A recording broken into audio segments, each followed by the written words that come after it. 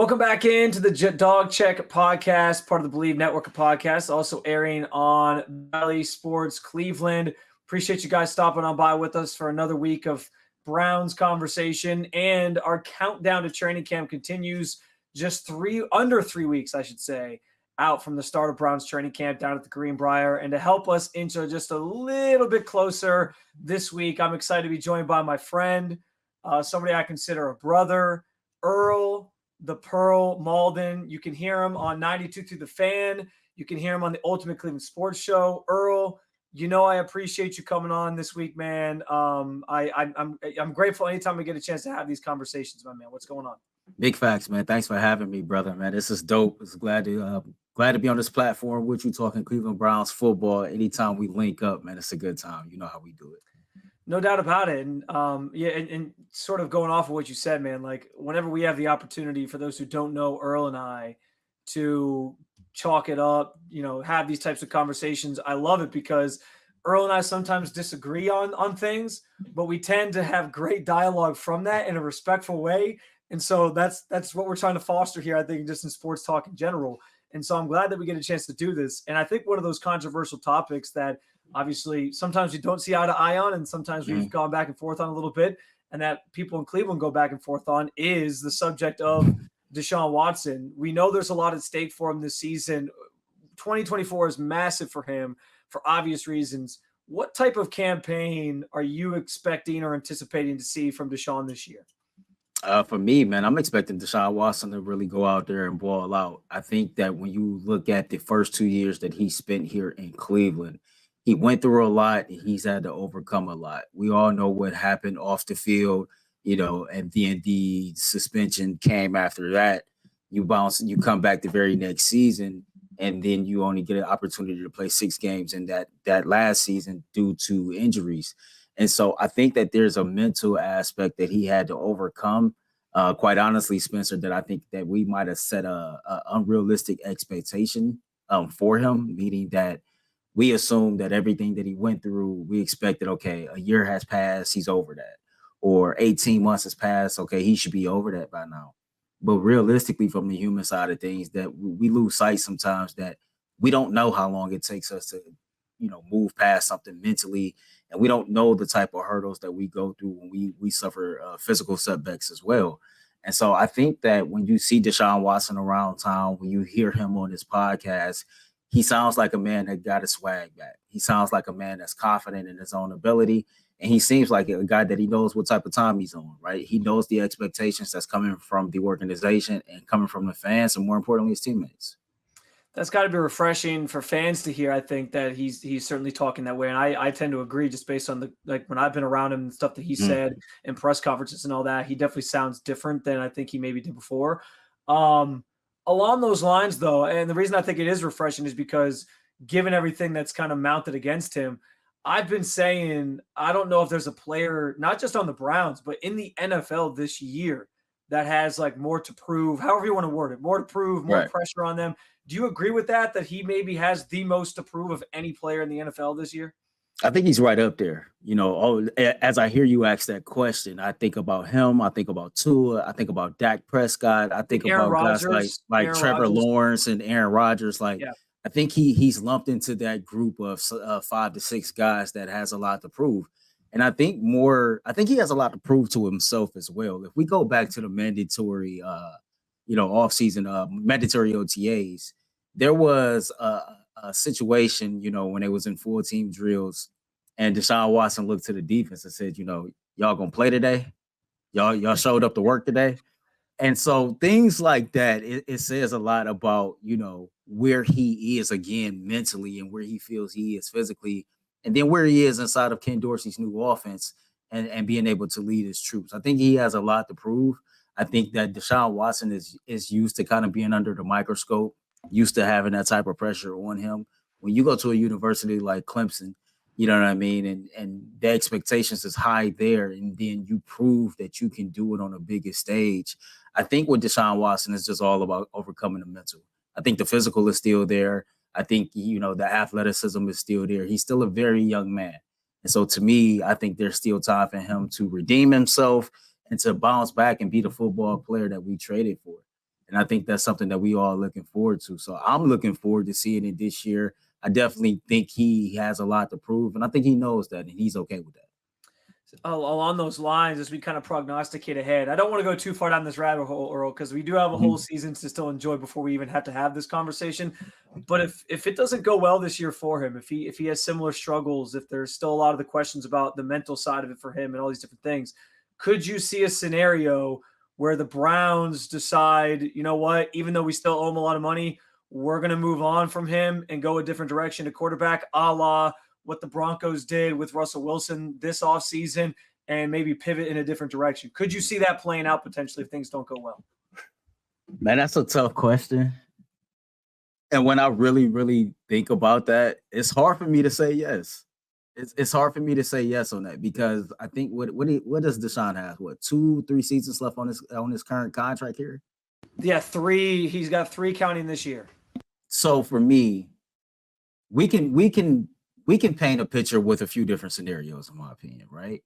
Because if the Cleveland Browns have success as a team and Deshaun Watson is an average quarterback in year one of Ken Dorsey's system, even though it's not something that would appease the fans when you look at the stats, I think that inside the organization, they will be reluctant to move on from Yeah, him, I especially agree. because me and you know that in the NFL, it is damn near impossible to find elite quarterback play. And it is really, really hard to even find average quarterback play. And I think sometimes, fans might underestimate how difficult that process is to get your hands on a quality quarterback or even an average quarterback. And so if Deshaun Watson was average and the Cleveland Browns won this year, it's hard for me to move on from him. I think that if we see a healthy Deshaun Watson for 17 games this year, I think we're going to see a version of Deshaun Watson that will excite everyone. For me, Spencer, when you look at how the Cleveland Browns is built overall, Deshaun Watson just has to go out there and manage the game. I feel like Deshaun Watson can't be the reason why we lose games, but he doesn't have to be the reason every single Sunday, Thursday, or Saturday or Monday night that we win the game. Just don't be the reason why we lose the game.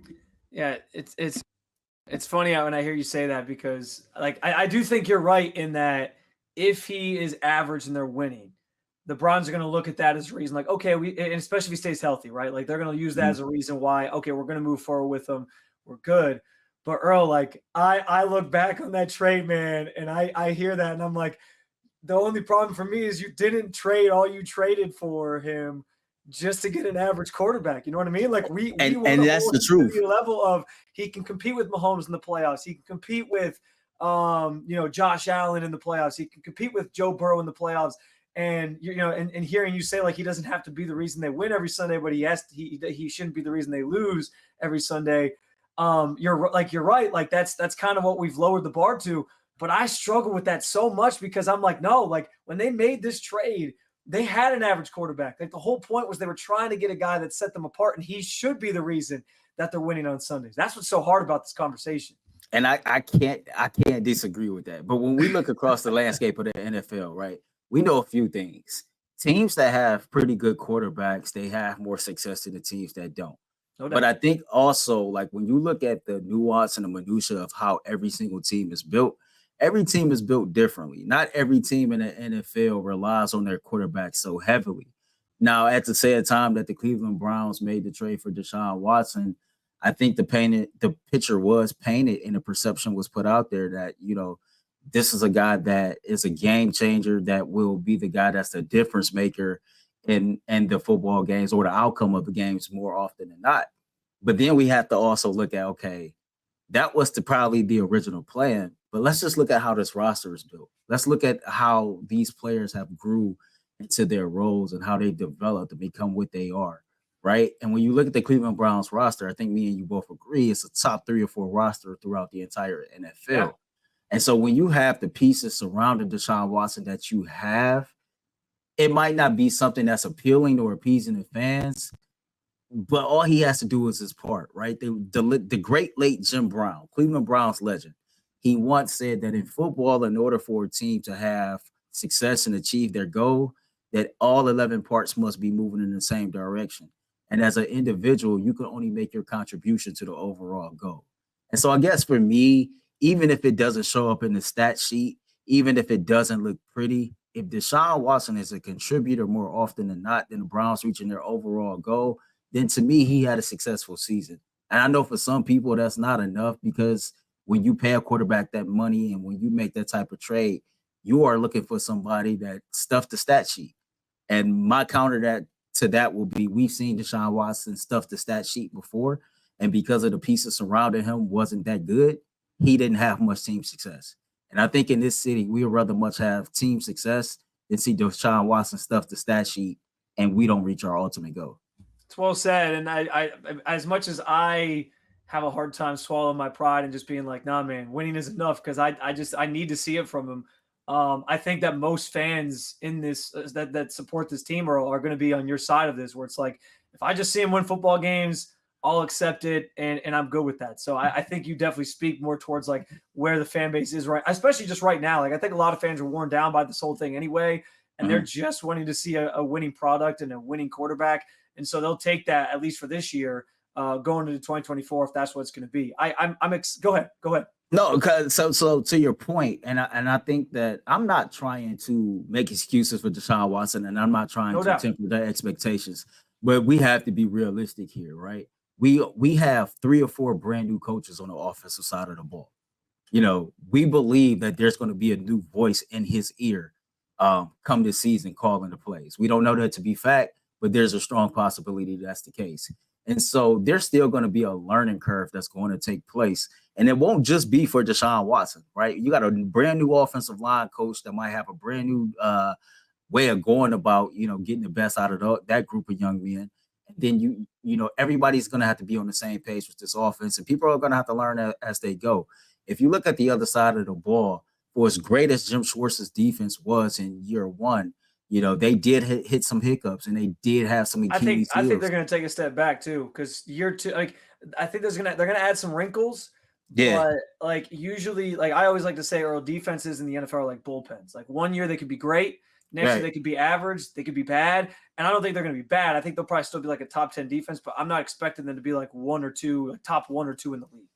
Yeah, and so I guess the point I'm making is that even if they take a step back, I don't think that their step back is to the magnitude of other teams. Me and you both know that. Like you just said, they might go from top 3 to top 7. It's a step back, but we still take that. Right. And so I think that, players on that side of the ball might be more comfortable, in my opinion, going into year 2 of that system. And so when you flip it back on the other side, you got a lot of guys that's going to be in year 1 of a new system. And there's going to be a learning curve. But the thing that has me excited is Ken Dorsey is bringing to the table a lot of things that Deshaun Watson did at Clemson, a lot of things that he did when he was with the Houston Texans, a lot of things that he's comfortable with. And then if you consider it, he was the offensive coordinator for Cam Newton when he won the MVP award. We know the success that he has had with Josh Allen. So for me, I think the biggest thing for Deshaun Watson is making sure he's healthy. And I have to believe that, mentally, those mental hurdles are done with. But if he's healthy and ready to go, if I had to put this on a scale of 1 through 10, I'm at about a 7.5 right now that we'll see a pretty damn good quarterback this upcoming season. I like that. I'm sure fans are getting excited as we get closer and closer to training camp. I just want to remind everybody to like, follow, subscribe, review the Dog Check podcast wherever you get your podcasts. We're part of the Believe Network of podcasts. And I got my guy, Earl Mauldin, doing the show with me this week. We hope you're enjoying it so far. Sort of a tentacle off of the Deshaun Watson conversation, Earl, is just David Njoku and the numbers that he put up last year to be a Pro Bowler. Now, what's interesting about that is most of that came when Joe Flacco was the quarterback. I wrote the numbers down here for you. He caught 20 of 26 passes for 176 yards and 1 touchdown in 5 full games he played with Deshaun. In the 6 games he played with Flacco, he caught 36 of 54 targets for 449 yards and 4 touchdowns. What do you think maybe wasn't working with Deshaun and Njoku early in the season last year? What are you expecting to sort of change from those two? Because we saw last year, man, like we how many years have we spent saying David Njoku can be such a weapon for this offense? And it finally came to fruition last year with like the 5th guy who was playing quarterback last season. So he clearly is a weapon. How can they sort of work that out and Deshaun utilize him better in this offense, you think? So let's go back to a season before last, because the year before that, it was Jacoby Brissett mostly under center before Deshaun Watson took over. And Spence, man, I can't think of the numbers right off the top of my head, but I think David Njoku might have led this team or was second on this team in receiving yards behind Amari Cooper. I think he was second on this team in touchdowns behind Amari Cooper. So you started to see David Njoku starting to traject in the proper direction, even with the uncertainty of quarterback 2 seasons ago. And I think that, our eyes didn't lie to us. He was much better with Joe Flacco than he was with Deshaun Watson. I really don't know, for whatever reason, why that was, that, the chemistry or the connection between him and Deshaun wasn't there early on. But we clearly found out later on throughout the season that David Njoku is a legit weapon at tight end. And now a lot of us is considering this man to be a top 8 or 10 tight end in the entire NFL. I think what happened, though, when Joe Flacco came in, with Joe coming in so late into the season and trying to pick up the offense, him being a veteran quarterback, I think he knew what the safety nets were. They were Amari Cooper and David Njoku. If all else fails, David Njoku is closer to the line of scrimmage more often than not than what Amari is. And so it's easy to get him the ball the way that Stefanski schemed the offense last year and let him work out in space and do his thing. And we seen that put on full display. Not only did we see David Njoku kind of like do it with his hands, but we seen him in the pass blocking game and in the run blocking game make some huge impactful plays throughout the back end of the season. And so we can only just hope that those two is on the same page, because if you can unlock David Njoku to go with all the other projected weapons that the Cleveland Browns are supposed to have, we're going to be tough to stop on offense. But I'm with you. I need to see it between these two. You need to see that type of connection. This is a young, athletic freak of nature who is really just now starting to come into his own. And it's going to be up to Deshaun Watson to help him unlock that next level. Yeah, I know we like to reference that Ravens game that Deshaun had where he was, 14-14 in the second half and all that. And I think maybe one of the more encouraging things from that game, too, on top of the fact that it was Deshaun maybe at his best in a Browns uniform, was that was one of Njoku's better games with Watson. So there was some potential there. There was some hope there. I'm very much looking forward to seeing how Ken Dorsey utilizes David Njoku in his offense and what that all looks like. And that's all stuff that we'll get to see sort of play out during training camp. Earl, speaking of training camp, I know you love sort of diving deep into the roster and finding guys that you're really excited about. Maybe give me a player that you're really excited to watch during training camp, maybe an under-the-radar guy that you think has a chance to maybe crack the roster, but also just like what storyline or what's the biggest thing that you're looking to follow when we get to the Greenbrier and then back in Berea here in the coming weeks and months. All right. Fans out there, brace yourself. My guy that I'm watching, that I got the microscope on this training camp, this upcoming preseason, is a guy that I believe the best is yet to come. He has not even begun to untap that potential that he has. He is long. He is fast. He can be the difference one of the difference makers at wide receiver. And I'm talking about my man, Michael Woods. I think that when Michael Woods was drafted by the Cleveland Browns, Andrew Berry felt like that he had a diamond in the rough, that he had a gem that people were slept on. This might be a big statement, but when we drafted him late, I felt like that we had a steal similar to when we got Josh Gordon, in a supplemental draft at said time. Again, he's fast. He's a playmaker. He's a great route runner. He has great hands. He has suffered some injuries. Of course, he had the suspension, but there's a reason why Andrew Berry kept this kid around. He believes that this kid has an opportunity to crack the depth chart. I think right now he's third on the depth chart in his outside wide receiver position. He's behind Jerry Jeudy and David Bell, and then it's him. So that says that he has some work to do. But I believe if he's healthy and he can pick up this new system, he can make a difference. One of the things that we have to remember, Deshaun Watson's first year in Cleveland, when he got a chance to play on that back six, Michael Woods was able to play as well. And there was a couple games to where you can see Deshaun was really trying to find him, feed him the ball, and then you would catch him on the sidelines trying to coach him up. You go to the following offseason when he suffers the torn ACL, he suffered it while working out with Deshaun Watson down in Texas. Yeah. And so Deshaun Watson, as the franchise quarterback of this team, has clearly attempted to take this kid up under his wing and try to help him progress his career. I think he's a kid that's going to make a lot of noise, and I think he has the opportunity to earn some legit snaps come the regular season if he handles his business in preseason. If we're being honest with each other and with our fans out here, the only sure thing that we have at wide receiver is Amari Cooper. Yeah. And right now, we don't even know if he'll be at training camp because of the contract situation. The jury is out on Jerry Jeudy. It's out on Elijah Moore. Cedric Tillman going into his second year. We want to see what David Bell can do. And I have to throw Michael Woods in there. You do have a rookie out there in James Thrash. So he's going to get his opportunities to be a difference maker and earn some serious reps as he handles his business. I think the biggest storyline that I am going to be tracking is this new kickoff rule, right? What players will be back there, during training camp, fielding kickoffs and things like that. How will all that be set up? I think if the Browns can nail this, when you got a specialist and probably the best special teams coordinator in the NFL right now, Bubba Ventrone, coaching these guys up, it'd be interesting how that becomes a wrinkle, and if the Browns can use that as to their advantage over most teams throughout the league. I love that answer on Michael Woods, by the way, mostly because I think the wide receiver room, as long as Amari Cooper shows up or if they get a contract worked out, he's your frontline guy. Jerry Jeudy, yes, uncertainty there about like what he's going to contribute, but he's not going anywhere. They signed him to the extension. He's part of this roster.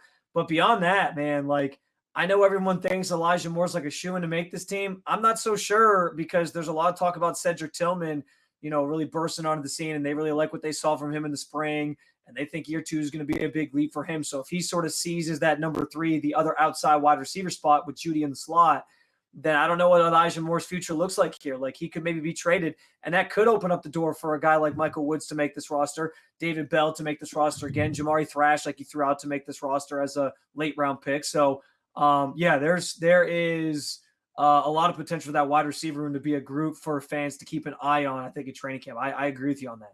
Yeah, and I think when it comes to Cedric Tillman, man, when it comes to how his body is, how he's built, he's bigger than Amari Cooper. Yeah. So he clearly has the NFL body. He has great hands.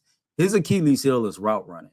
We seen that show up in that Jets game when Joe Flacco was trying to hit him on that 4th down in the end zone. Yeah. He's lacking like the nuance of football. And so right those are things that can be corrected with coaching. Right. Those are things that I ain't going to say an easy fix, but if he get into the lab, he can get that taken care of. And so overall, just when you look at it, I agree with you, because the reality is past this year, as everything stands, you got Thrash, you got Woods, and you got Jerry Jeudy and David Bell on the contract. Yeah. So, yeah. It's a good point. I'm going to be, now that you bring up Michael Woods, I'm going to be paying more attention to Michael Woods than I think I even was before. So I'm excited about that. Earl, I'll get you out of here with one last thing. We know that one of the biggest themes of this season is going to revolve around Nick Chubb, his future with the team beyond this year, because there were some questions about that this offseason.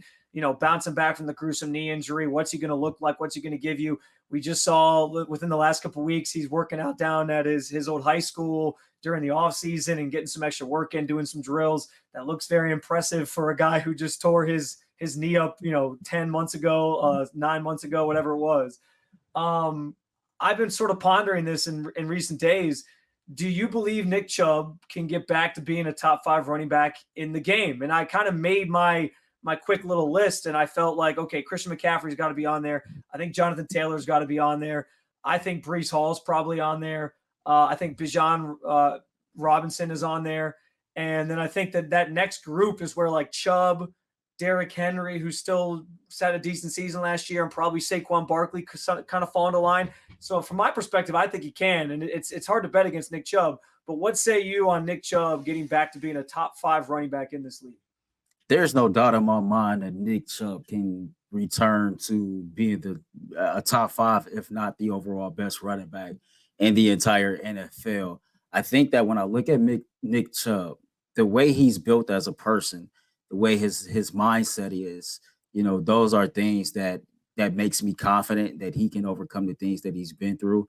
even though he suffered, this recent injury on the same leg, that he had the surgery on back when he was in college. I think that we need to look at the fact that in 2024, technology and medicine is much different, much more advanced than it was, say, when Adrian Peterson, had a similar surgery. Now, I understand Yeah. Nick Chubb had two different surgeries, but medicine has advanced so much from then to now, and it's not like that was that long ago. And so when you consider the fact that this injury that Nick Chubb suffered happened week 2, early September, that he's had no setbacks throughout his rehab, that whenever he's been seen around the facilities, he gets rave reviews on how he looks, how he's taking care of his body. He seems like that, he's on pace. And I gotta believe that Nick Chubb, if he's not ready for the start of the season, that it won't be soon after that he's running through that tunnel. I think that he can return to form. I think that, the way he rehabs, the way his body recovers, we don't know person to person how everybody recovers from injury, but it seems like Nick Chubb knows his body pretty well. And it seems to me that he's confident that he'll be ready to go. And, when we look at the contract restructure, Spencer, and him being willing to sign that deal, he has the ability to make up all that money that he would have lost if he hit some incentives. He doesn't sign that contract if he doesn't believe internally he can hit those incentives. And so internally, I think he's burning to get back on the football field. It'd be interesting to see how he's handled that training camp. It'd be interesting to see. I don't think he'll play in the preseason, but those joint practices that the Cleveland Browns will have, it'd be interesting to see what his usage is like then. I guess for me, the catch-22 is I can understand you not playing him in preseason, but if he was able to go week 1 versus Dallas, is that really where you want to see Nick Chubb take his first carry of the season? I'm not sure about that. Yeah, no, I listen, it's going to be an emotional moment when he first takes that field at Cleveland Brown Stadium and fans get to see him back out there after the injury. And people are looking forward to it. But I agree with you. Like if the goal is to keep him healthy and not rush him back, and I will say, like, referencing back to the Deshaun Watson part, that the conversation we had, they've been very patient and conservative with Deshaun's rehab. I'm going to imagine, even though it's Nick Chubb, and even though Nick Chubb's like that workhorse, hey, I want to be out there, I'm trying to prove people wrong mentality, I don't think they're going to rush him back either. So, I'm not anticipating him to be out there week 1, but I think that's okay because you want him later in the season rather than, first couple weeks of the season when you're kind of getting your sea legs underneath you anyway. Earl, I don't want to take too much more of your time, man. I appreciate you, brother. Real quick, let people know where they can find you. Absolutely. Before that, though, man, I just want to respond to that. I couldn't agree more with you. I think having Nick Chubb at the end of the season is way more important than having him at the beginning of the season. And I think if you look at the depth in a running back room, I think there's more than enough there to be serviceable and get us through whatever, first part of the season if he's not there, so that we can have him fresh down the stretch. I think another factor when it comes to Nick Chubb is Andrew Berry doesn't look at him as just a running back like most teams doing that throughout the NFL. He looks at him as a cornerstone of this entire franchise. Yeah. We all know that Nick Chubb fits the mantra of smart, tough, accountable. And so when you got guys like that represent what you want your franchise to be, you do handle those guys with care, because ultimately he's one of the 5 most important players on this team. Thank you for having me, brother. As far as where you can find me, listen, man, Ultimate Cleveland Sports Show is on YouTube Monday through Friday, 11 a.m. to 1 p.m. On Fridays, we actually go 11 to 12:30. We show up on Channel 3 WKYC from 12:30 to 1. I also have the Ultimate 216 show that comes at you once a week, also on YouTube. You can also find me on 92.3 The Fan, either filling in as a host or producer for my man Garrett Bush on the Barbershop. Follow me on X at Earl the Pearl 216. Again, X, Instagram, Earl the Pearl 216. Spencer, man, this has been fun, brother. This is why I wanted you to let everybody know where they can find you, because if it was me, I would have forgot something. Hey, listen, Earl, both of us, we're both wearing many hats. We're doing different things. I would have forgot something on your list. So I want to make sure we had it all covered. Earl, I'm grateful for this, man. We'll definitely do it again, during the season and hopefully periodically throughout the season. I appreciate you so much. As for our fans and our listeners, I just want to remind you guys, as always, to like, follow, subscribe, and review the Dog Check Podcast, wherever you get your podcasts. We're part of the Believe Network of podcasts and also air each week on Bally Sports Cleveland. Earl, my man, take it easy. As for our listeners and viewers out there, we appreciate you. I'll be back next week, another week closer to the start of training camp. Until then, go Browns. Go Browns.